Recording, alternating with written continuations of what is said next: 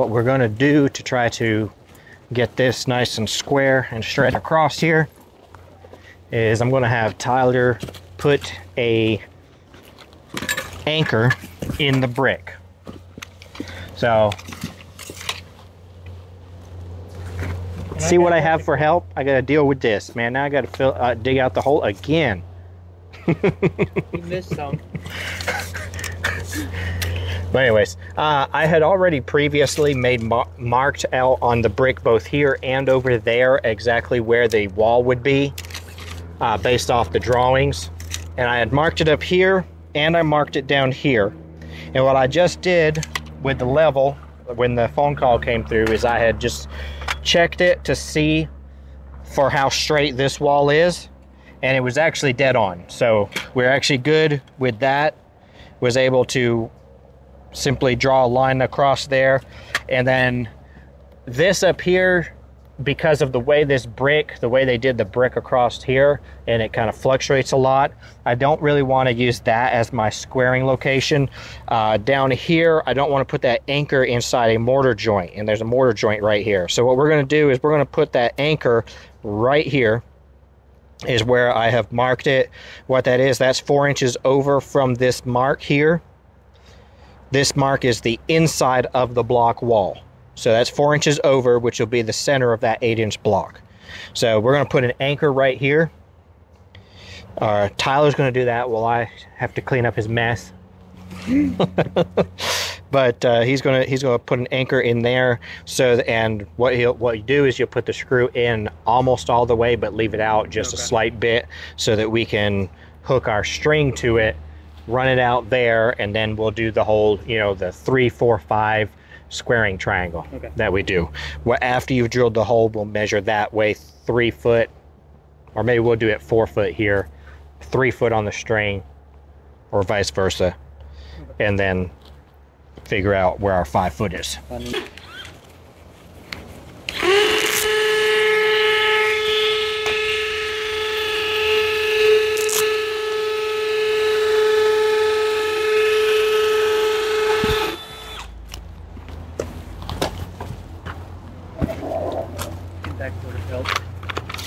A little off. The drill bit walked a little bit. Drill bit walked up. And I mean, that should be okay. All right, hold that dead center of what you got. All right. All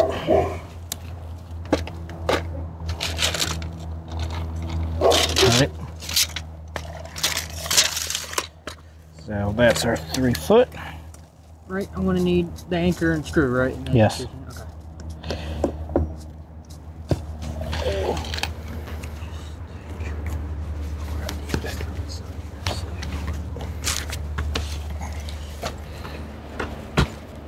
Do I need to drill there, or no? We're using No. That's our reference point for the 3, 4, 5 triangle. I'm gonna grab my impact. So our second thing that we're going to want for squaring this up and creating ourselves a nice little squaring jig, plus it will allow us later to be able to utilize it when we do the block and when we do the brick, is we're going to put up a set of batter boards across here. So a batter boards is going to be a much larger section than what you need to simply do a straight line. The reason why is so that then what you do is you're going to put like a 2x4 down right here. You're going to put another 2x4 down like over here, maybe like 4 foot away, 3 foot away.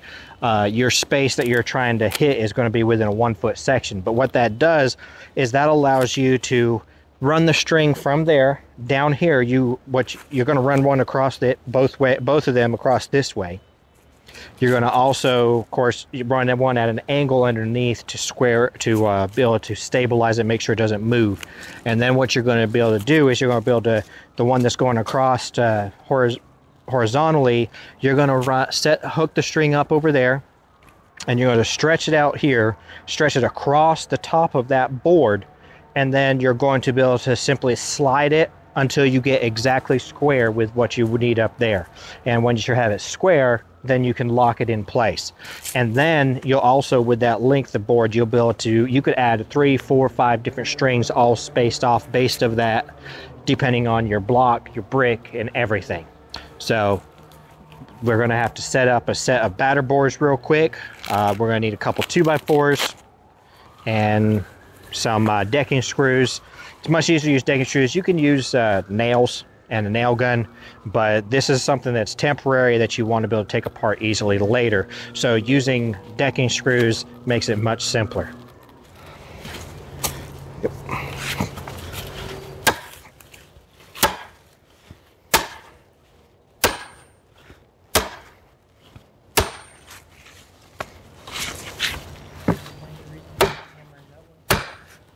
What'd you say? Explain why you're using the sleds that way. So with a 2x4, which is made of wood, you also, like, you're going to see that you have, well, it's hard to see from that side, but you can see there's a knot here, all these knots.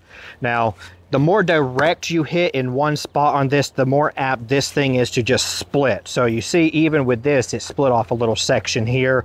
It's cracked a little bit here. So the flatter of an area, the wider you can disperse that pressure, the less apt you are to split this.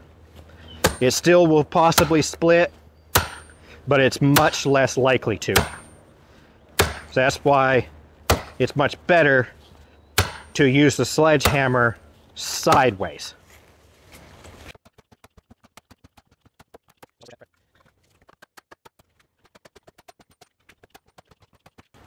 Now on a 2x4, this is not usually important because you have a pretty good surface, but if you're not used to doing this, you may want to do it.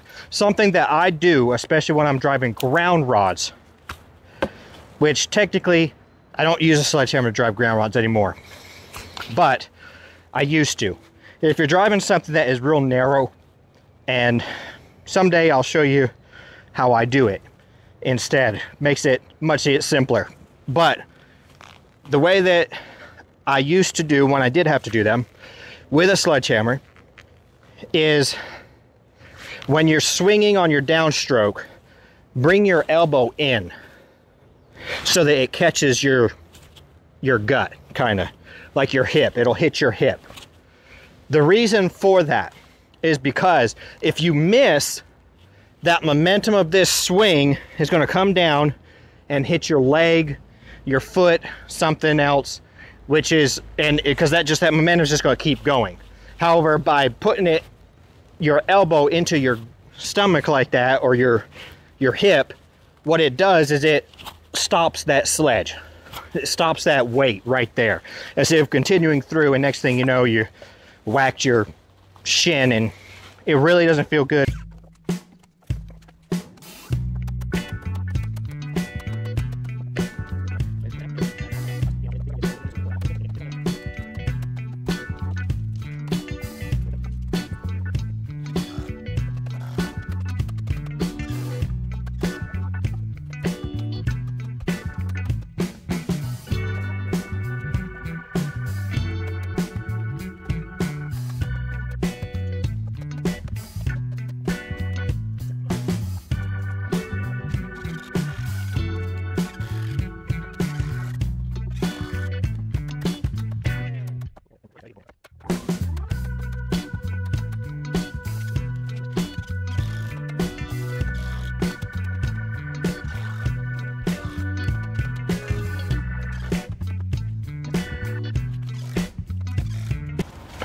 We want to tighten it down just a little. We don't want it to be super tight, but tight enough so the string won't slide off. Put the start it back on. No, don't need to.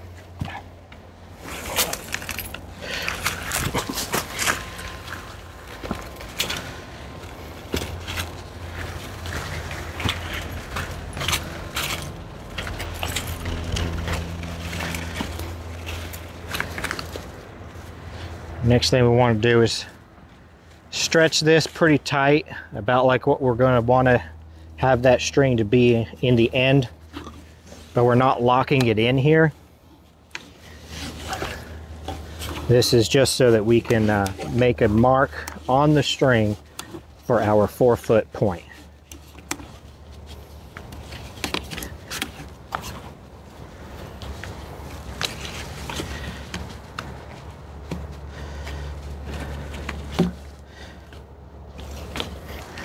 Okay, so for finding square,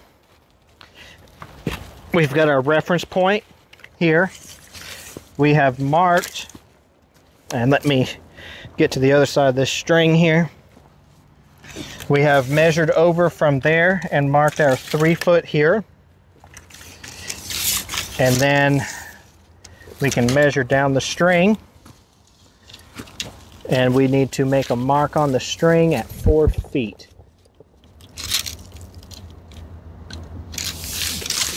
That's fine. I saw it. I can then find it and move it around the string. Hang on, hang on. I'll get it.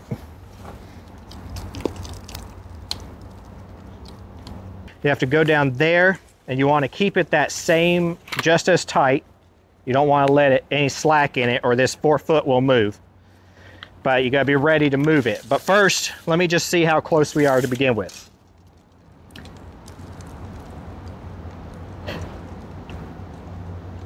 You're going to need to go that way very slightly.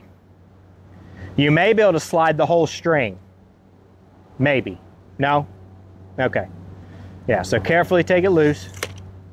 So it's about a 1/2 inch off over here, which might be about an inch.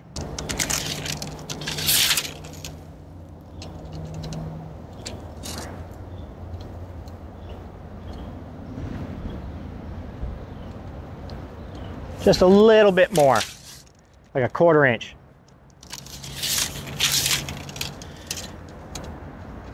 Quarter.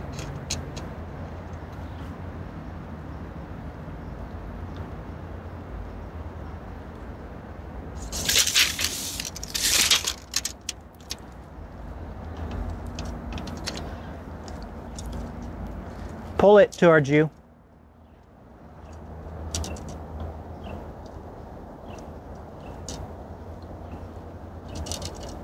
All right, keep it right there.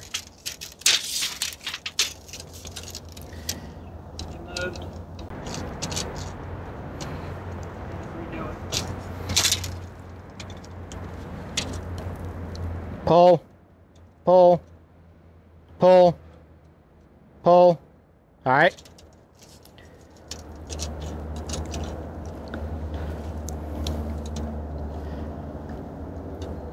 Towards you. I mean, that way, I mean. When you retighten it, it makes you stay over that way.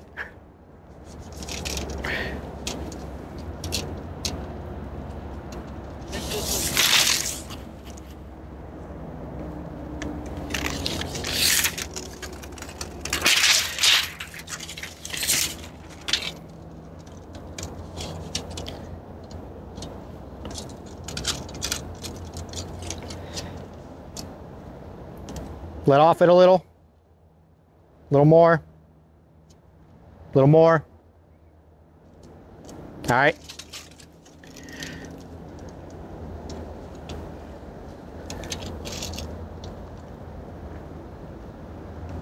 Mark it right there. All right, so now that we have gotten our line square, now we can take this line here. All I used was, and you don't need a special another string and plumb bob. You can get one, and for more delicate work you may want that for that, but for this purposes all that is a chalk line. So a chalk line is actually designed, now Milwaukee's, which is what Tyler has, is not designed as good as the original Stanley in my opinion, but it still works. So you'll notice that is actually standing straight up. So a chalk line is designed to work as a plumb bob. Now the original Stanley worked much better than this even, because the original Stanley actually comes to it has a full triangular point at the end of it. So you'll notice that this Milwaukee one does not, but it still works just fine for this purpose, because we're just getting within, really we just need to be within, you know, 1 or 2 inches of where this squared line is. So that allowed us to figure out exactly where this is going. Now we'll just set this up out the way real quick while we actually drive that in. And we'll be removing this stake later before we pour concrete, if it will allow us to. This is pretty heavy rock right here, so we may not be able to, but we'll try. So if that's the case, we'll just drive it down far enough where it's not an issue. But we just need to get this down in there.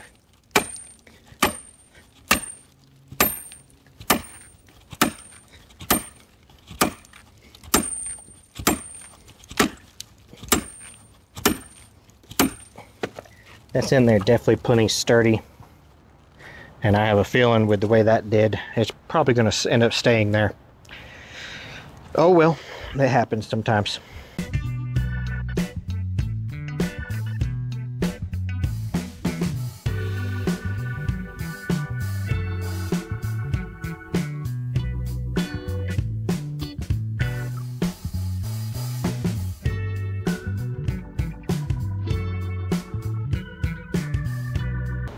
So now we got that done. What we're going to do is we're probably going to off camera just so we can do it a lot quicker and not have to worry about it. We're going to set up the batter boards on the other side over there. We'll set up the batter boards right across here, this back wall, and then across the other side run our string from where that wall's going over, so that we can just go ahead and get all these stakes in and then run our strings underneath real quick, a lot quicker than trying to do it on camera. So. But we'll be back when we get ready to start actually laying the rebar.